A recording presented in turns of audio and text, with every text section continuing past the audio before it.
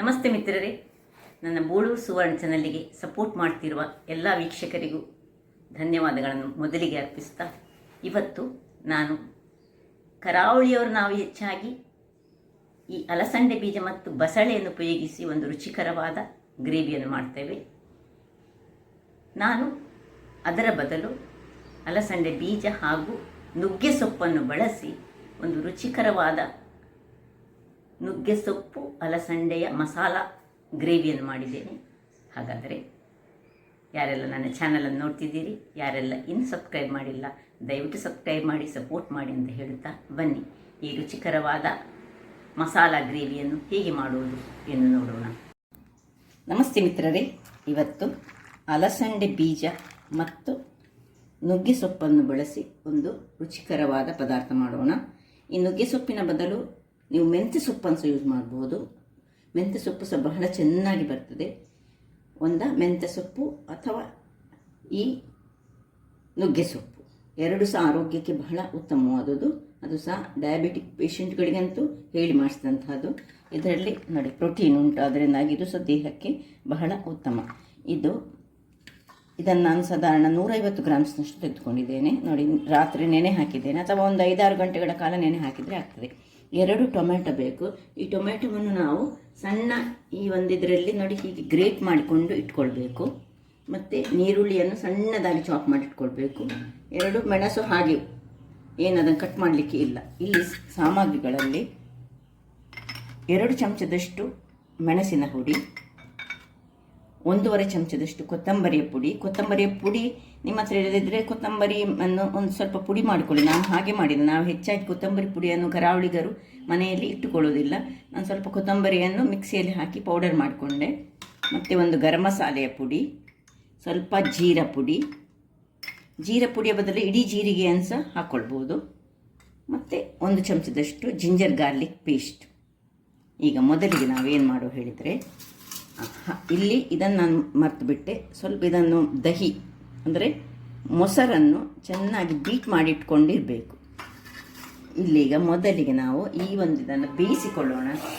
ಒಂದು ಕುಕ್ಕರಲ್ಲಿ ಬೇಯಿಸಿ, ಅಥವಾ ನಿಮಗೆ ಹೇಗೆ ಬೇಕು, ಯಾವ ರೀತಿಯಲ್ಲಿ ನೀವು ಬೇಯಿಸಿಕೊಳ್ತೀರಿ ಆ ರೀತಿಯಲ್ಲಿ ಹದಾದಲ್ಲಿ, ಅಂದರೆ ಇದು ಸ್ಮೂತ್ ಆಗಬೇಕು. ಬೇಯುವಾಗ ಗಟ್ಟಿ ಇರ್ಬೋದು. ಅದರಿಂದಾಗಿ ಇದನ್ನು ಸುರಿಗೆ ಸ್ವಲ್ಪ ನೀರನ್ನು ಹಾಕ್ಕೊಂಡು, ನಾನು ನೋಡಿ ನೀರನ್ನು ತುಂಬ ನೀರು ಸಹ ಹಾಕ್ಕೊಳ್ಬಾರ್ದು, ಅದು ಮುಳುಗುವಷ್ಟು ನೀರನ್ನು ಹಾಕ್ಕೊಂಡು ಮುಚ್ಚಿಕೊಂಡು ಬಿಸಿಲಿಟ್ಟು ಬೇಯಿಸಿಕೊಳ್ತೇನೆ.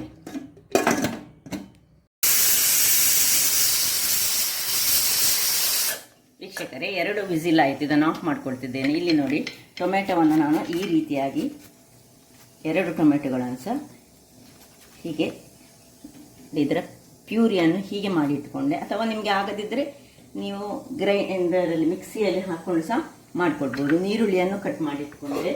ಇನ್ನು ಇದನ್ನು ಪಕ್ಕಕ್ಕೆ ಇಟ್ಕೊಳ್ಳೋಣ. ಇಲ್ಲಿ ಒಂದು ಮೆಂತ್ಯ ಸೊಪ್ಪಾದರೆ ಮೆಂತ್ಯ ಸೊಪ್ಪನ್ನು ಸಣ್ಣದಾಗಿ ಹೆಚ್ಚಿಟ್ಟುಕೊಳ್ಳೋಣ. ಇದೀಗ ನಾನು ಈ ನುಗ್ಗೆ ಸೊಪ್ಪು ತೆಗೆದುಕೊಂಡಿದ್ದೇನೆ. ನುಗ್ಗೆ ಸೊಪ್ಪಾದರೆ ನುಗ್ಗೆ ಸೊಪ್ಪು ಯಾವುದು 2 ಸಹ ಆಗ್ತದೆ. ನಾವು ನೋಡಿ ಹೆಚ್ಚಾಗಿ ಈ ಬಸಳೆಯೊಟ್ಟಿಗೆ ಈ ಅಲಸಂಡೆ ಬೀಜ ಹಾಕೋದು. ಇವತ್ತು ನಾವು ನುಗ್ಗೆ ಸೊಪ್ಪಿನೊಟ್ಟಿಗೆ ಹಾಕಿ ಒಂದು ಸ್ಪೆಷಲ್ ಟೈಪಲ್ಲಿ ಮಾಡೋಣ. ಸುಲಭ ರೀತಿಯಲ್ಲಿ ಮಾಡುವಂಥದ್ದು, ಕ್ವಿಕ್ಕಾಗಿ ಸಹ ಆಗ್ತದೆ. ಎಲ್ಲ ರೆಡಿ ಇದ್ದರೆ ಆಯಿತು. ಇದನ್ನೆಲ್ಲ ಕಟ್ ಮಾಡಿ ಇಟ್ಕೊಳ್ತೇನೆ ನಾನೀಗ ಮೊದಲಿಗೆ. ಅಷ್ಟೊತ್ತಿಗೆ ಇಲ್ಲಿದು ತಣ್ಣಗಾಗ್ತದೆ. ಯಾವಾಗ ನಾವು ಈ ನುಗ್ಗೆ ಸೊಪ್ಪನ್ನು ಹೀಗೆ ಕಟ್ ಮಾಡ್ತೇವೆ, ಕಟ್ ಮಾಡಿದ ಕೂಡಲೇ ಒಂದು ಬಾಣಲೆಯಲ್ಲಿ ಇಟ್ಕೊಂಡು 2 ಅಥವಾ 1.5 ಚಮಚದಷ್ಟು ತುಪ್ಪವನ್ನು ಹಾಕ್ಕೊಳ್ಬೇಕು ಸುರಿಗೆ. ತುಪ್ಪದಲ್ಲಿ ಇದನ್ನು ಫ್ರೈ ಮಾಡಿದರೆ ತುಂಬ ಒಳ್ಳೆಯದು ಬರ್ತದೆ, ಮತ್ತು ದೇಹಕ್ಕೆ ಸಹ ಒಳ್ಳೆಯದು, ರುಚಿಕರ ಸಹ. ಸಣ್ಣ ಉರಿಯಲ್ಲಿ ಇದನ್ನು ಸ್ವಲ್ಪ ಫ್ರೈ ಮಾಡ್ಕೊಳ್ಬೇಕು.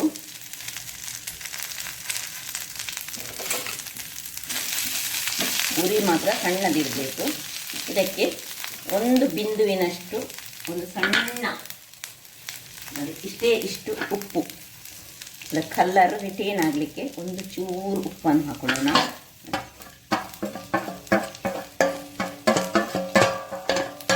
ಎಲ್ಲವನ್ನು ಚೆನ್ನಾಗಿ ನಿಧಾನ ಉರಿಯಲ್ಲಿ ಫ್ರೈ ಮಾಡಿಕೊಳ್ತೇನೆ.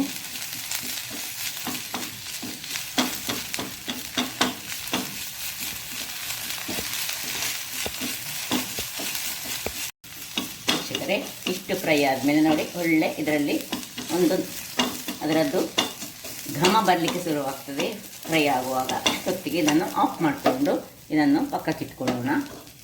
ಇಲ್ಲಿ ಬಾಣಲೆಯನ್ನು ಒಂದು ಇಟ್ಟುಕೊಂಡು ಆನ್ ಮಾಡ್ಕೊಳ್ತಿದ್ದೇನೆ. ಈಗ ಇದಕ್ಕೆ ಸ್ವಲ್ಪ ಎಣ್ಣೆಯನ್ನು ಹಾಕೊಳ್ಳೋಣ. ಒಂದು 3 ಚಮಚಗಳಷ್ಟು ಯಾವುದೇ ಎಣ್ಣೆಯನ್ನು ಸಹ ಹಾಕೊಳ್ಬೋದು ನಾವು. ನೋಡಿ, ಇನ್ನು ಎಣ್ಣೆ ಬಿಸಿ ಆಗುವಾಗ ಅದಕ್ಕೆ ಒಂದು ಅರ್ಧ ಚಮಚದಷ್ಟು ಸಾಸಿವೆ ಒಡೆಯುವಾಗ ಒಂದು ಅರ್ಧ ಚಮಚದಷ್ಟು ಜೀರಿಗೆ ಒಟ್ಟಿಗೆ ಈ ಕರಿಬೇವಿನ ಸೊಪ್ಪು ಇದೆಲ್ಲ ಬೇಕಿದ್ರೆ ಹಾಕೊಳ್ಬೋದು. ಇದು ಒಳ್ಳೆಯ ರುಚಿಯನ್ನು ಕೊಡ್ತದೆ. ಒಗ್ಗರಣೆ ಬೇಕೇ ಬೇಕು. ಇಷ್ಟಾಗುವಾಗ ಈ ನೀರುಳ್ಳಿಯನ್ನು ನೋಡಿ, ಚಾಪ್ ಮಾಡಿದಂತಹ ನೀರುಳ್ಳಿಯನ್ನು ಹಾಕೊಳ್ಳೋಣ. ಹಾಕ್ಕೊಂಡು ಒಳ್ಳೆ ಗೋಲ್ಡನ್ ಬ್ರೌನ್ ಆಗೋ ತನಕ ಇದನ್ನು ಹುರಿದುಕೊಳ್ಳೋಣ. ವೀಕ್ಷಕರೇ ನೋಡಿ, ಸ್ವಲ್ಪ ಎಲ್ಲ ಗೋಲ್ಡನ್ ಬ್ರೌನ್ ಕಲರ್ ಆಗಲಿಕ್ಕೆ ರೆಡಿ ಆಯಿತು. ಈಗ ಇಲ್ಲಿ ನಾವು ಇದಕ್ಕೆ 1 ಚಮಚದಷ್ಟು ಜಿಂಜರ್ ಗಾರ್ಲಿಕ್ ಪೇಸ್ಟ್ ಹಾಕ್ಕೊಳ್ತಿದ್ದೇನೆ. ಹಾಕ್ಕೊಂಡು ಆ ಹಸಿ ವಾಸನೆ ಹೋಗಬೇಕು, ಅಷ್ಟು ಒಂಚೂರು ಫ್ರೈ ಮಾಡ್ಕೊಳ್ಳೋಣ.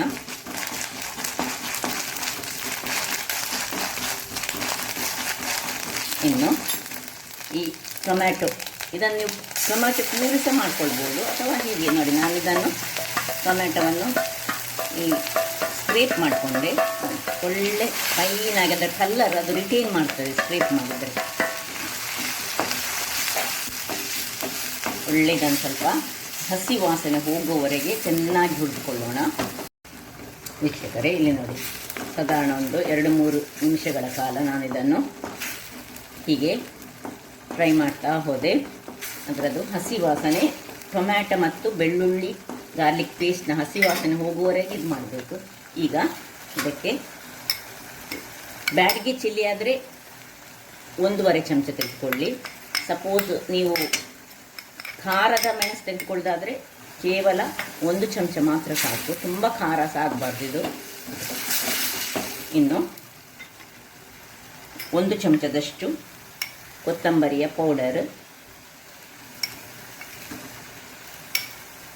ಜೀರ ಪೌಡರ್ ಒಂದು ಅರ್ಧ ಚಮಚ ಸಾಕು. ಜೀರ ಪೌಡರ್ ಆಲ್ರೆಡಿ ಜೀರ ನಾವು ಹಾಕ್ಕೊಂಡಿದ್ದೇವೆ, ಅದರಿಂದಾಗಿ ಅರ್ಧ ಚಮಚ ಜೀರ ಹಾಕ್ಕೊಂಡು ಒಳ್ಳೆ ಇದು ಫ್ರೈ ಆಗಬೇಕು. ಈಗ ಇದು ಈ ಒಂದು ಮೊಸರನ್ನು ಚೆನ್ನಾಗಿ ಅದು ಬೀಟ್ ಮಾಡಿಕೊಂಡಿರಬೇಕು, ಅದನ್ನು ಹಾಕೊಳ್ಳೋಣ. ಒಂದು 3 ಚಮಚದಷ್ಟು ಬೇಕಿದು. ಇದನ್ನು ಚೆನ್ನಾಗಿ ಇದರಲ್ಲಿ ಇದು ಸುಲಭ ರೀತಿಯಲ್ಲಿ ಪಟಪಟನೆ ಮಾಡುವಂತಹದ್ದು. ಇದು ತುಂಬ ಕ್ವಿಕ್ಕಾಗಿ ಆಗುವಂತಹದ್ದು. ರಾತ್ರಿಯೇ ನಾವು ಈ ಅಲಸಂಡೆ ಬೀಜವನ್ನು ಬೇಯಿಸಿಟ್ಟುಕೊಂಡು ಮತ್ತು ಬೆಳಿಗ್ಗೆ ಈ ಒಂದು ನುಗ್ಗೆ ಸೊಪ್ಪು ಸಹ ತಂದಿಟ್ಟುಕೊಂಡಿದ್ದರೆ ಅದನ್ನು ಪೇಪರಲ್ಲಿ ರ್ಯಾಪ್ ಮಾಡಿಟ್ಟುಕೊಂಡ್ರೆ ಉಂಟಲ್ಲ, ಬೆಳಿಗ್ಗೆ ಸುಲಭ ರೀತಿಯಲ್ಲಿ ಅದು ಬಿಡಿಸಿ ಬರ್ತದೆ. ಅಥವಾ ನೀವು ಮೇಥಿ ಸೊಪ್ಪನ್ನು ಯೂಸ್ ಮಾಡೋದಾದರೆ ಮೇಥಿಯನ್ನು ಸಹ ಚೆನ್ನಾಗಿ ರಾತ್ರಿ ಕ್ಲೀನ್ ಮಾಡಿಟ್ಟುಕೊಂಡು ಒಂದು ಪ್ಲಾಸ್ಟಿಕ್ ಕವರಲ್ಲಿ ಫ್ರಿಜ್ಜಲ್ಲಿ ಇಟ್ಟರೆ ಬೆಳಗಿನ ಹೊತ್ತಿನಲ್ಲಿ ನಾವು ಅದನ್ನು ತೊಳೆದುಕೊಂಡು ಕಟ್ ಮಾಡಿಕೊಳ್ಬೋದು. ಒಳ್ಳೆ ಫ್ರೈ ಮಾಡೋದು ಇಲ್ಲಿ ನಿಮಗೆ ಕಾಣ್ಬೋದು, ಎಣ್ಣೆ ನೋಡಿ ಬಿಡ್ತಾ ಬರ್ತದೆ, ಸೈಡ್ಸಲ್ಲೆಲ್ಲ ಎಣ್ಣೆ ಬಿಡ್ತಾ ಬರುವಾಗ ಇದನ್ನು ಸ್ವಲ್ಪ ಲೋ ಮಾಡಿಕೊಂಡು ಫ್ಲೇಮ್ ಸ್ವಲ್ಪ ಲೋ ಮಾಡಿಕೊಂಡು ಇಲ್ಲಿ ನೋಡಿ ಇದು ಬೆಂದು ತಣ್ಣಗಾದ ಇದನ್ನು ನೋಡಿ ಇದಕ್ಕೆ ಶಿಫ್ಟ್ ಮಾಡಿಕೊಳ್ತಿದ್ದೇನೆ. ಈ ಹೊತ್ತಿನಲ್ಲಿ ಈಗ ಉಪ್ಪನ್ನು ಹಾಕೊಳ್ಳೋಣ. ನಾವು ಬೇಯಿಸುವಾಗ ಉಪ್ಪು ಹಾಕ್ಕೊಳ್ಳಿಕ್ಕಿಲ್ಲ. ಸೊ ಈಗ ರುಚಿಗೆ ತಕ್ಕಷ್ಟು ಉಪ್ಪು ಹಾಕ್ಕೊಂಡು 1-2 ನಿಮಿಷಗಳ ಕಾಲ ಸ್ವಲ್ಪ ಉರಿ ದೊಡ್ಡದು ಮಾಡಿಕೊಂಡು ಇದನ್ನು ಒಳ್ಳೆ ಮಿಕ್ಸ್ ಮಾಡಿಕೊಳ್ಳೋಣ. ಸುರಿಗೆ ಮುಚ್ಚಳ ಮುಚ್ಚಿ ಬೇಯಿಸ್ಕೊಳ್ಳೋಣ. ವೀಕ್ಷಕರೇ, 1-2-3 ನಿಮಿಷಗಳ ಬಳಿಕ ನೋಡಿ ಒಳ್ಳೆ ಕುದೀತಾ ಉಂಟು. ಈಗ ಇದಕ್ಕೆ ಈ ಹೊತ್ತಿನಲ್ಲಿ ನಾವು ಏನು ಫ್ರೈ ಮಾಡಿಟ್ಟುಕೊಂಡಿದ್ದೇವೆ ನೋಡಿ, ಈ ಒಂದು ಇದನ್ನು ಹಾಕಿ ಶಿಫ್ಟ್ ಮಾಡಿಕೊಳ್ಳೋಣ. ಇನ್ನು ಚೆನ್ನಾಗಿ ಕಲಡಿಸಿಕೊಂಡು ಸ್ವಲ್ಪ ಬೇಕಿದ್ದರೆ ನೀರನ್ನು ಹಾಕ್ಕೊಳ್ಬೋದು. ಇದಕ್ಕೆ ಸ್ವಲ್ಪ ಇದಕ್ಕೆ ಸ್ವಲ್ಪ ನೀರನ್ನು ಹಾಕ್ಕೊಂಡು ತುಪ್ಪ ಎಲ್ಲ ಇದರಲ್ಲಿ ಇರ್ತದಲ್ಲ, ಒಂದು ಕಾಲು ಗ್ಲಾಸ್ನಷ್ಟು ನೀರನ್ನು ಹಾಕಿ ಇದಕ್ಕೆ ಶಿಫ್ಟ್ ಮಾಡ್ಕೊಳ್ತಿದ್ದೇನೆ. ಇನ್ನು ಮುಚ್ಚಳವನ್ನು ಮುಚ್ಚುವ ಮೊದಲು ಈ 2 ಕಾಯಿ ಮೆಣಸು ಏನುಂಟು ಇದನ್ನು ಇದಕ್ಕೆ ಹೀಗೆ ಹಾಕ್ಕೊಳ್ತಿದ್ದೇನೆ. ಮುಚ್ಚಳ ಮುಚ್ಚಿ 2 ನಿಮಿಷ ಬೇಯಿಸ್ಕೊಳ್ಳೋಣ. ವೀಕ್ಷಕರೇ ನೋಡಿ, 2-3 ನಿಮಿಷಗಳ ಬಳಿಕ ಒಳ್ಳೆ ಕುದಿತಾ ಉಂಟು. ನಾನು ಸ್ವಲ್ಪ ಸಣ್ಣದು ಮಾಡಿಕೊಂಡೆ ಉರಿಯನ್ನು. ನೋಡಿ ಹೇಗೆ ಬಂದಿದೆ ನೋಡಿ. ಈಗ ಇದಕ್ಕೆ ಕೊನೆಗೆ ಕ್ರೀಮ್ ಇದ್ದರೆ ಕ್ರೀಮ್ ಹಾಕ್ಕೊಳ್ಳಿ, ಇಲ್ಲಂದರೆ ತೆಂಗಿನ ಹಾಲಿದ್ದರೆ ತೆಂಗಿನ ಹಾಲು ಸಹ ಹಾಕ್ಕೊಳ್ಬೋದು, ಅಥವಾ ಸ್ವಲ್ಪ ಕ್ರೀಮನ್ನು ಹಾಕ್ಕೊಂಡು, ಕ್ರೀಮ್ ಇದ್ದರೆ ಹಾಕ್ಕೊಳ್ಳಿ, ಇಲ್ಲದಿದ್ದರೆ ಸಹ ನಡೀತದೆ, ಏನಾಗೋದಿಲ್ಲ. ಹೀಗೆ ಆಯಿತು. ಮುಚ್ಚಳವನ್ನು ಮುಚ್ಚಿಕೊಂಡು ಆಫ್ ಮಾಡಿಕೊಳ್ಳೋಣ. ವೀಕ್ಷಕರೇ, ಸರ್ವ್ ಮಾಡೋಣ. ನಾವು ಹೆಚ್ಚು ಕರಾವಳಿಗರು ಈ ಒಂದು ಅಲಸಂಡೆ ಬೀಜವನ್ನು ಬಸಳೆಗೆ ಹಾಕ್ತೇವೆ. ಇದೊಂದು ವಿಶಿಷ್ಟ ರೀತಿಯದ್ದು ನೋಡಿ. ನುಗ್ಗೆ ಸೊಪ್ಪನ್ನು ಬಳಸಿ ನಾನು ಮಾಡಿದ್ದೇನೆ. ಆರೋಗ್ಯಕ್ಕೆ ಸಹ ಬಹಳ ಉತ್ತಮವಾದುದು, ಚೆನ್ನಾಗಿ ಬರ್ತದೆ. ಇದು ಚಪಾತಿ ಒಟ್ಟಿಗೆ ಆಗ್ತದೆ, ದೋಸೆ ಒಟ್ಟಿಗೆ ಆಗ್ತದೆ, ಅನ್ನದೊಟ್ಟಿಗೆ ಸಹ ಆಗುವಂತಹ ಒಂದು ರುಚಿಕರವಾದ ಪದಾರ್ಥ ಅಂತ ಹೇಳ್ಬೋದು. ಹಾಗಾದರೆ ನೋಡಿದ್ರಲ್ಲ ವೀಕ್ಷಕರೇ, ನೋಡಿ ಒಂದು ಡಿಫ್ರೆಂಟ್ ಶೈಲಿಯ ಪದಾರ್ಥ. ನನ್ನ ಈ ಕುಕಿಂಗ್ ಚಾನಲ್ ನಿಮಗೆ ಇಷ್ಟ ಆದರೆ ಬೋಳೂರು ಸುವರ್ಣ ಚಾನಲನ್ನು ಲೈಕ್ ಮಾಡಿ, ಶೇರ್ ಮಾಡಿ ಹಾಗೂ ಸಬ್ಸ್ಕ್ರೈಬ್ ಮಾಡಿ, ಹಾಗೂ ನನ್ನ ಇನ್ಸ್ಟಾಗ್ರಾಮ್ ಪೇಜನ್ನು ಫಾಲೋ ಮಾಡಿ. ಧನ್ಯವಾದಗಳು.